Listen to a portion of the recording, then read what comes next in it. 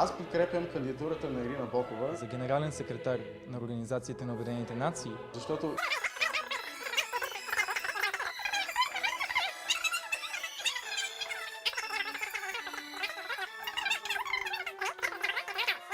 ако и вие подкрепяте кандидатурата на Ирина Бокова за генерален секретар на Организацията на Обединените нации, направете видеоклип, в който казвате защо подкрепяте нейната кандидатура.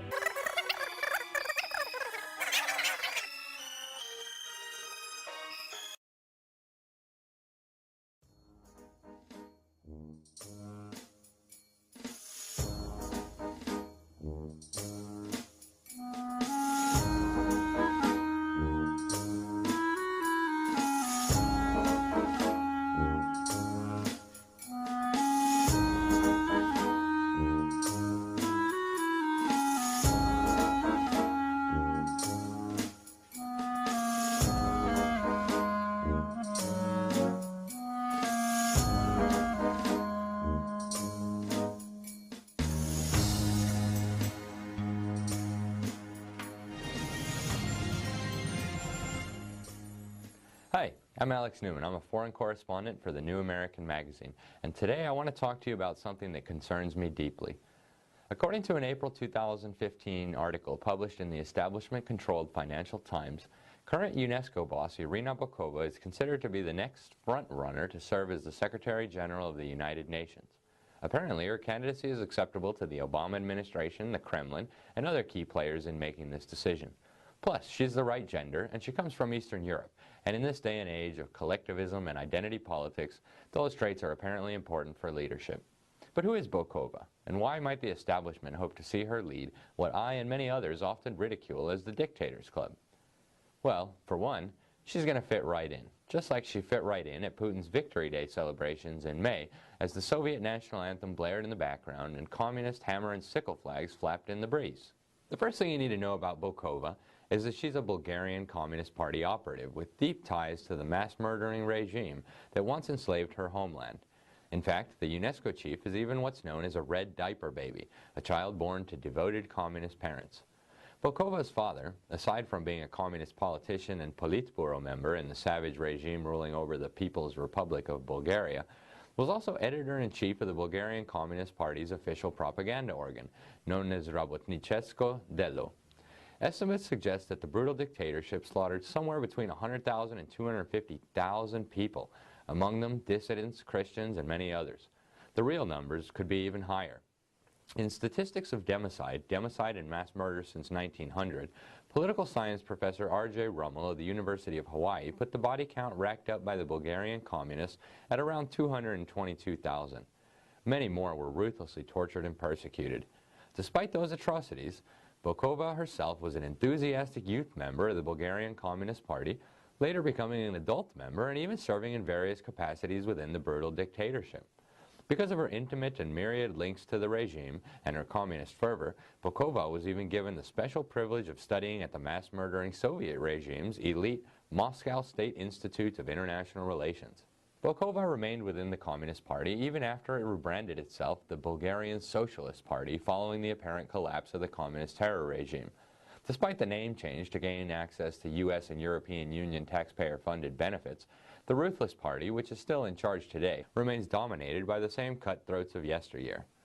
Bokova served 2 terms in the Bulgarian parliament as a member of the rebranded Communist Party and went on to serve as the foreign minister for Prime Minister Zan Vidanov, another communist operative and former agent for the savage Bulgarian branch of the KGB. Bokova's current job, Director General of the UN Educational, Scientific and Cultural Organization, or UNESCO, was secured with support from President Obama. It also ought to raise concerns, and not just because the selection drew widespread condemnation from survivors of communist Bulgarian gulags who called the decision shameful. While it was certainly shameful, it was not surprising.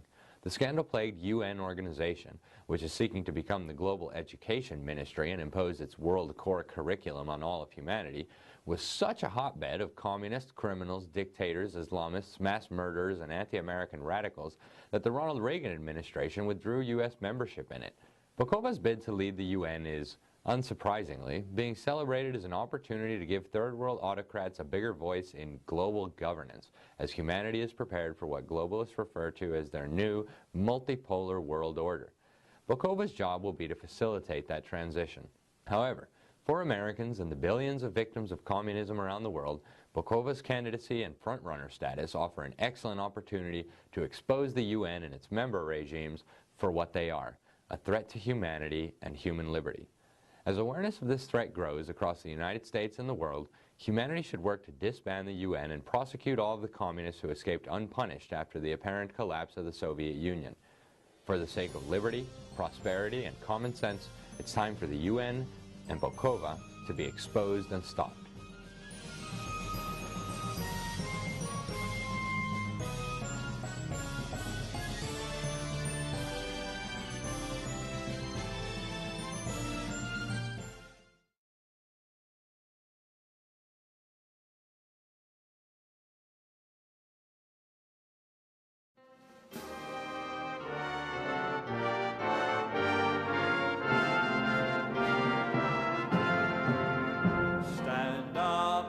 Victims of oppression, for the tyrants fear your might. Don't cling so hard to your possessions, for you have nothing if you have no rights. Let racist ignorance be ended, for respect makes the empires fall. Freedom is merely privilege extended, unless enjoyed by one and all. So my brothers and sisters, for the struggle carries on. The international unites the world in song. So comrades, come rally, for this is the time and place. The international ideal unites the human race. Let no one build walls to divide us, walls of hatred nor walls of stone. Come greet the dawn and stand beside us. We'll live together or we'll die alone. In our world poisoned by exploitation, those who have taken, they must give, and end the vanity of nations. We look one earth on which to live. So the brothers and sisters, for the struggle carries on. We are the Borg. Your culture will adapt to serve as us. Resistance is futile.